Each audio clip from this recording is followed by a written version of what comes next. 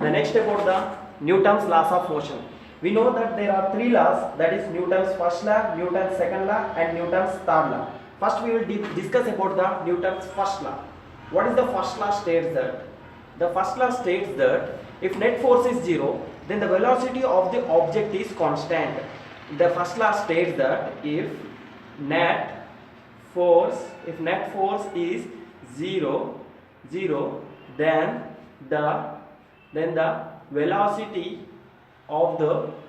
velocity of the object is constant. It will be given by an equation, sum of the forces equal to 0. That means the rate of change of velocity with respect to time equal to 0. This states that a body is at rest unless until it will be motion if a force acts on it.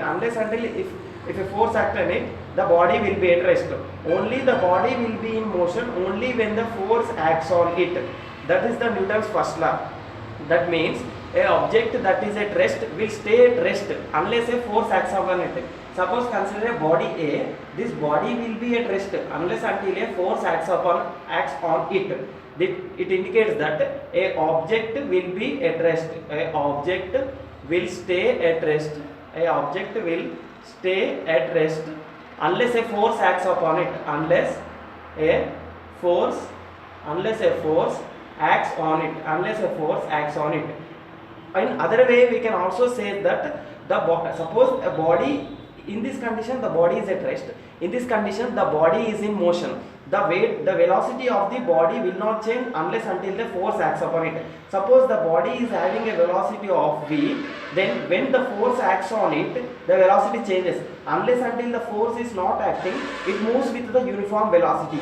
In this way we can define the Newton's first law. And Newton's second law. Newton's second law states that the rate of change of momentum of a body is directly proportional to the force applied. If rate of change of momentum is directly proportional to the force applied, that means P, we know that momentum equal to mass into velocity with respect to time. Mass is constant dv by dt. Rate of change of velocity is said to be acceleration, ma. Therefore F equal to ma is said to be the Newton's second law. That means the rate of change of momentum of a body is directly proportional to the change in momentum takes place in the direction of the applied force.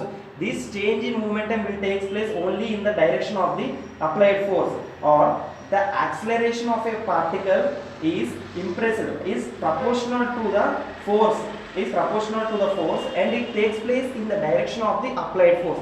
This acceleration or this change takes place in the direction of the applied force only. This comes under Newton's second law. That means F equal to ma. We can simply say that if a body is accelerating, then there is a force on it. If a body is at rest, then there is no force on it. If a body moving with uniform velocity, also then there is no force on it. From first law we can state that body will be at rest unless until a force acts on it.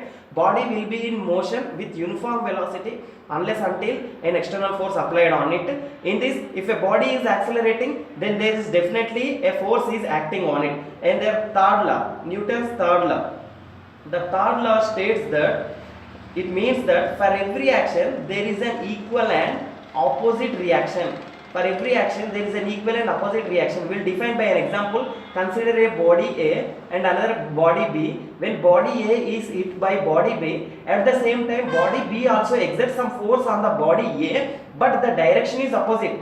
Whatever the reaction given by the body A will be given at the same time to the body B, or body B to body A and the body A to body B. Then they will both exerted forces on each other, but the direction will be opposite. This is the Newton's third law.